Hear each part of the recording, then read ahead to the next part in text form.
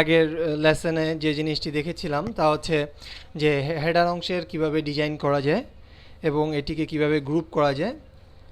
এবার আমরা দেখব যে এই আমাদের এখানের যে এই লোগো আছে, লোগোটি আমরা কোন সাইজে অর্থাৎ কোন লাইনে দ্বারা দিব, অর্থাৎ এই আমাদের এখান থেকে কতটুকু দূরত্বে আমরা এখানে এটিকে দিব। এবং আমাদের এই যে নেভিগেশনটি আছে, নেভিগেশনটি এখানে কতটুকু পর্যন্ত গিয়ে শেষ হবে, অর্থাৎ আমাদের মেইন যেই পেজটি, অর্থাৎ আমরা যা বলেছিলাম যে আগের যে লেসনটি ছিল তার মধ্যে যে এটি মেইন পেজ, কিন্তু এটির মধ্যে আমরা আরেকটি মেইন পেজ তৈরি করব। সেই পেজটি কীভাবে তৈরি করব এবার তা দেখব।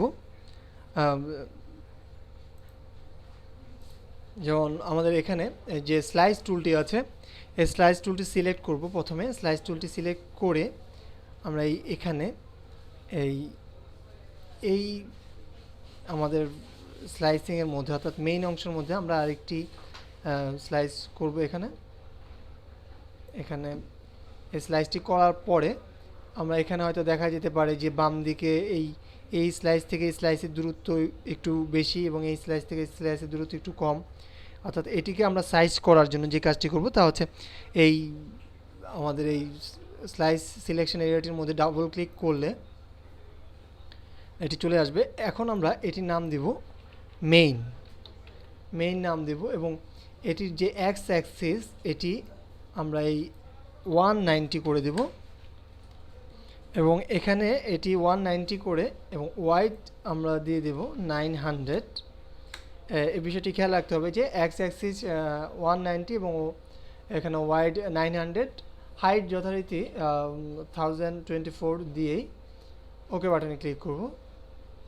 তাহলে আমরা দেখতে পাচ্ছি যে আমাদের এই দুপাশের দূরত্বই সমান আছে। এবার আমরা যে কাজটি করব, আমাদের এই যে স্লাইসটি আছে এই স্লাইসের সাথেই আমাদের এই লোগো বাটনটি এখানে লাগিয়ে দেব। এটি লাগানোর জন্য যে কাজটি করতে হবে তা হচ্ছে আমরা এই হেডার যে গ্রুপ আছে গ্রুপের মধ্যে গিয়ে আমরা এই লোগো পুরো গ্রুপটিকেই সিলেক্ট করব, অর্থাৎ এই লোগো লেখাটির উপরে একটি ক্লিক করলে এটি সিলেক্ট হয়ে যাবে।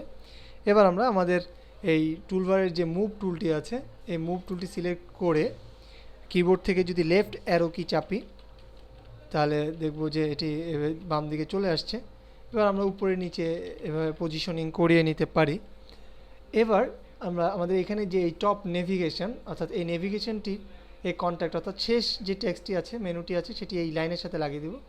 সেজন্য আমরা এই টপ নেভ লেয়ারটি অর্থাৎ গ্রুপটি সিলেক্ট করব। সিলেক্ট করে আমাদের টুলবারের মুভ টুলটি অবশ্যই সিলেক্ট রাখতে হবে। সিলেক্ট রেখে আমার ডান দিকে যদি রাইট অ্যারো কিটি চাপি তাহলে দেখতে পাচ্ছি যে এটি ডান দিকে চলে গেছে। এভাবে আমরা এটিকে পজিশনিং করিয়ে নেব।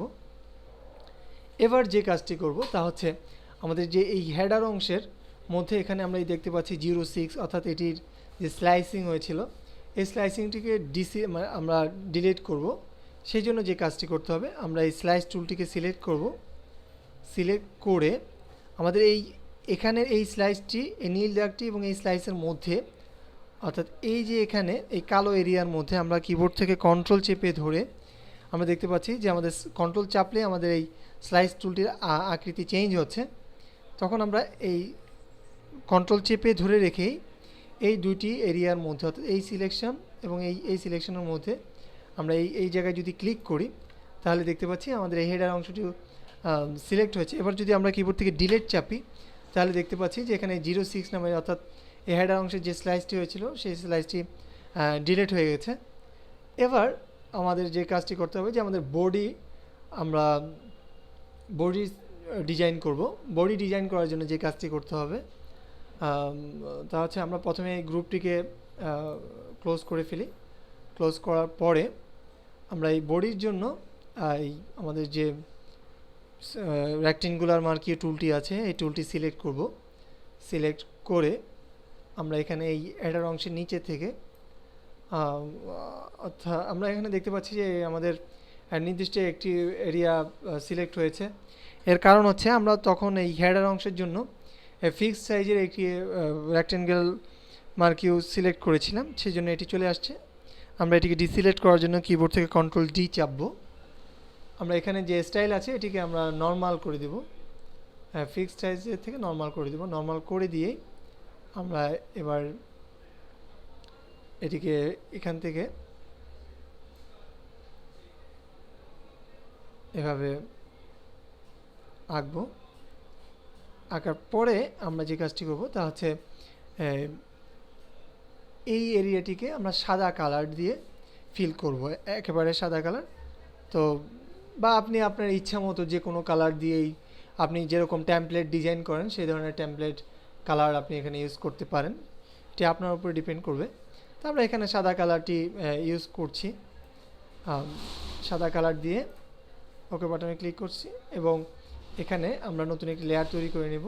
হেডারের উপরে এই লেয়ারটির নাম দিব busy background body, busy body দিতে পারি। বিজি বডি দেওয়ার পরে আমরা চলে যাব এডিট মেনুতে। এডিট থেকে ফিলের মধ্যে ক্লিক করব অথবা কিবোর্ড থেকে শিফট F5 চাপলে এটি ফিল করতে পারবো। ওকে বাটনে ক্লিক করব। আমরা দেখতে পাচ্ছি যে আমাদের এই বডির এরিয়াটি সাদা কালারে ফিল হয়েছে।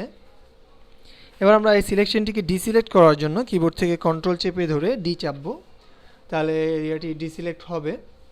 এবার এখানে গুরুত্বপূর্ণ যে বিষয়টি তা হচ্ছে আমাদের এই ওয়েবসাইটে সাইড বার দিতে হয়। যেমন আমাদের এখানে আরেকটি আমরা ডিজাইন করেছিলাম আগে, যে এখানে এই যে সাইড বারটি আমরা দেখতে পাচ্ছি, এই যে ডান দিকের এই সাইড বার এবং এই বডির মেইন অংশটুকু এখানে, এবং এই এখান থেকে বাম দিক থেকে এই পর্যন্ত একটি গ্যাপ এবং এদিকেও সমান একটি গ্যাপ আছে, অর্থাৎ আমরা এই গ্যাপটি দিয়েছি 15। এটি আমরা এখান থেকে এতটুকু দূরত্ব হচ্ছে 15 পিক্সেল এবং এখান থেকে এটির দূরত্ব 15 পিক্সেল। এবং এই মাঝখানে আবার আমরা দেখতে পাচ্ছি যে এই যে সাইড বার এবং এই বডির এই অংশের মধ্যে একটি দূরত্ব দেখা যাচ্ছে, এটি হচ্ছে 30 পিক্সেল। আমরা এই দূরত্বগুলো কিভাবে দিব এবার তা দেখব, অর্থাৎ বডির কিভাবে আমরা রিসাইজ করব। এখন আমাদের প্রথম যে কাজটি তা হচ্ছে যে আমাদের স্লাইস টুলটি নিয়ে এখানের এই যে দ্বিতীয় যে স্লাইসটি আছে, অর্থাৎ এই মেইন যে আমাদের স্লাইসটি আছে এটির মধ্যে এখান থেকে আমরা এই পর্যন্ত স্লাইস করব। এতটুকু স্লাইস করার পরে আমরা এটির মধ্যে ডাবল ক্লিক করে দেখি যে স্লাইস অপশনে কি আছে। এটি 190 আছে এবং ওয়াইড 900 আছে এবং হাইট 718 আছে এবং এটা ওয়াই অ্যাক্সিসে এখানে 198 আছে, এখানে এটি দেখতে পাচ্ছি। এবার আমাদের যে মূল কাজটি করতে হবে তা হচ্ছে যে আমাদের এই এরিয়াটিকে আমরা আরেকটি কালারেও ফিল করতে পারি বা এভাবেও রেখে দিতে পারি। তো এখন যে কাজটি করতে হবে যে এই এরিয়াটিকে তো আমরা স্লাইস করলাম, কিন্তু এখন আমাদের যদি আবারও স্লাইস করার প্রয়োজন হয় তাহলে আমরা কিভাবে স্লাইসটি করব তা দেখব এবার। এই জন্য আমরা কিবোর্ড থেকে কন্ট্রোল চেপে ধরে যদি এই মাউস পয়েন্টারটি এই এরিয়ার বাইরে এনে যদি ক্লিক করি তাহলে দেখতে পাচ্ছি এই স্লাইস এরিয়াটির বাইরে আমরা চলে আসছি। এখন আমাদের যে কাজটি করতে হবে যে এই বডির বাম পাশে যে অংশটুকু এবং ডান পাশে যে সাইড বার এটির এখানে যে 15 পিক্সেল আমরা দূরে দিব সেটি কিভাবে দিব এই বিষয়টি এবার আমরা দেখব। এখন যদি আমরা এখানে যদি এভাবে স্লাইসিং করি বা এখান থেকেও যদি আমরা স্লাইস করি 900-র মধ্যে, যেমন এখান থেকে যদি আমরা এখান থেকে যদি আমরা এতটুকু স্লাইস করলাম, স্লাইস করে এখন এটির মধ্যে যদি ডাবল ক্লিক করি, ডাবল ক্লিক করার পর দেখতে পাচ্ছি যে এক্স অ্যাক্সিস 190 আছে। এখানে আমরা এক্স অ্যাক্সিস 190 না দিয়ে 165 দিয়ে দিব এবং এখানে যে ওয়াইড আছে এটি অবশ্যই 630, অর্থাৎ আমাদের এই বাম পাশের বডি অংশটুকু 630 সবসময় আমরা এটি সিলেক্ট করে দেব এবং এক্স অ্যাক্সিস হচ্ছে 165, কারণ আমরা প্রথমে যে এখান থেকে এতটুকু দূরত্ব দিয়েছিলাম তা হচ্ছে 150, অর্থাৎ প্রথম যে আমরা র্যাপারটি তৈরি করেছিলাম, আপনার প্রথম যে ভিডিও লেসনটি আছে তার মধ্যে দেখবেন যে আমরা প্রথমেই এক্স অ্যাক্সিস দিয়েছিলাম 150, এখন এই 150 থেকে আরেকটু দূরে নিব, সেই জন্য মানে 15 পিক্সেল দূরে নিব, সেই জন্য এখানে আমরা 150-র সাথে 15 যোগ করেছি, তো 165 হয়েছে। এবং এখানে এটি 630 অর্থাৎ ওয়াইড দিয়েছি, 630 দিয়ে ওকে বাটনে ক্লিক করব। এবং এখানে হাইট আমরা 718 দিয়েছি, এই 718ই আমরা রাখবো, রেখে ওকে বাটনে ক্লিক করব। তো আমরা দেখতে পাচ্ছি যে আমাদের এই যে এখানে আমরা দূরত্বটি দেখতে পাচ্ছি যে 15 পিক্সেল আছে। এবার আমরা যদি এই ডান দিকে এখানে আরেকটি ব্যাপার খেয়াল রাখতে হবে যে এখানে ডাবল ক্লিক করে আমরা দেখি যে ওয়াই অ্যাক্সিস 198 আছে। ওয়াই অ্যাক্সিস অর্থাৎ হচ্ছে উপর থেকে নিচের দিকে কতটুকু সাইজ আছে সেটি। এবার আমরা এই ডান দিকে সাইড বার দেওয়ার জন্য যে কাজটি করব, এখান থেকে ক্লিক করে আমরা এখানেও একটি স্লাইস আঁকবো। প্রথমে আঁকার পরে এইটির মধ্যে ডাবল ক্লিক করব, ডাবল ক্লিক করে এখানে এটির নাম আমরা সাইড বার দিতে পারি, সাইড বার দিয়ে এখানে যে কাজটি করতে হবে তা হচ্ছে এই এক্স অ্যাক্সিস অবশ্যই 815 দিতে হবে, অর্থাৎ এই আমাদের বডি এবং সাইড বারের মধ্যবর্তী দূরত্ব যেন 20 হয়। আমরা 815 দিলেই এই মধ্যবর্তী দূরত্বটি, এই যে এখানে এই দূরত্বটি 20 হবে। সোজা কথা, আপনারা এই সাইজটি 815 দিবেন এবং এখানে যে ওয়াইড আছে এটি 300 দিবেন।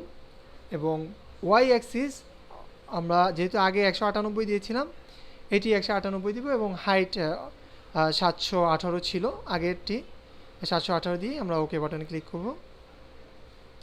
তাহলে আমরা দেখতে পাচ্ছি যে এই ডান দিকের এই দূরত্ব অর্থাৎ মেইন থেকে এই সাইড বারের দূরত্ব 15 পিক্সেল এবং ডান দিকেরটিও 15 পিক্সেল। এবং আমরা যদি এবার আমাদের এই বাম দিকের যে স্লাইসিং এরিয়াটি আছে এটিকে যদি আমরা এখন দেখতে চাই যে এটি স্লাইসের সাইজ কত, তাহলে আমরা কিভাবে করব? এখানে শুধু ক্লিক করলে কিন্তু হবে না, এখানে কি করতে হবে তা হচ্ছে যে আমরা কিবোর্ড থেকে কন্ট্রোল চেপে ধরে আমরা এই এরিয়ার মধ্যে ক্লিক করলে দেখতে পাচ্ছি যে এটি সিলেক্ট হয়েছে। এবার এর মধ্যে যদি আমরা ডাবল ক্লিক করি তাহলে এটির আমরা স্লাইস অপশন দেখতে পাবো। এখানে আমরা 198 দেখতে পাচ্ছি এবং ওয়াই অ্যাক্সিস 198 এবং হাইট 715 দেখতে পাচ্ছি। এই বিষয়টি আপনারা মুখস্থ রাখতে পারেন যে বাম দিক থেকে 165 থাকবে এক্স অ্যাক্সিস এবং ওয়াইড হবে 630। আপনারা এটি কাগজে লিখে নিতে পারেন কাজ করার সুবিধার্থে। এবং ডান দিকে যে সাইড বার আছে এই সাইড বারটিকেও আমরা আবার দেখার জন্য কিবোর্ড থেকে কন্ট্রোল চেপে ধরে এর মধ্যে একটি ক্লিক করলেই দেখব যে এটি সিলেক্ট হয়েছে। এবার আমরা এটির মধ্যে যদি ডাবল ক্লিক করি তাহলে দেখতে পাচ্ছি নেম সাইড বার, এবং এটিও আপনারা মুখস্থ করে রাখতে পারেন বা লিখে নিতে পারেন যে এক্স অ্যাক্সিস অবশ্যই 815 হবে এবং এটির ওয়াইড হবে অর্থাৎ সাইড বারের যে ওয়াইড হবে এটি হবে 300 এবং নিচেরটি যথারীতি এই আমাদের বাম দিক এবং ডান দিকে সমান হবে, অর্থাৎ ওয়াই অ্যাক্সিস 198 এবং হাইট 718 দিব, দিয়ে ওকে বাটনে ক্লিক করব। এবার এর মধ্যে এভাবে আপনি স্লাইস করে করে আপনার যা অ্যাড করতে হয় এডিট করতে হয় আপনার ইচ্ছা মতো আপনি এডিট করে নিতে পারবেন। কিন্তু মূল ব্যাপারটি হচ্ছে যে আমাদের এই বাম দিকে এই দূরত্ব, ডান দিকের দূরত্ব এবং মেইন এটি এবং আমাদের এই সাইড বারের মধ্যবর্তী দূরত্ব এগুলো যেন সমান থাকে, তাহলে আমাদের ওয়েবসাইটের আউটলুকিং সুন্দর হবে এবং কাজ করতে সুবিধা হবে। তো আমরা পরবর্তী যে অধ্যায়টি আছে আমাদের পরবর্তী লেসনটির মধ্যে আমরা দেখব যে ফুটার কিভাবে ডিজাইন করতে হয় তা। ধন্যবাদ।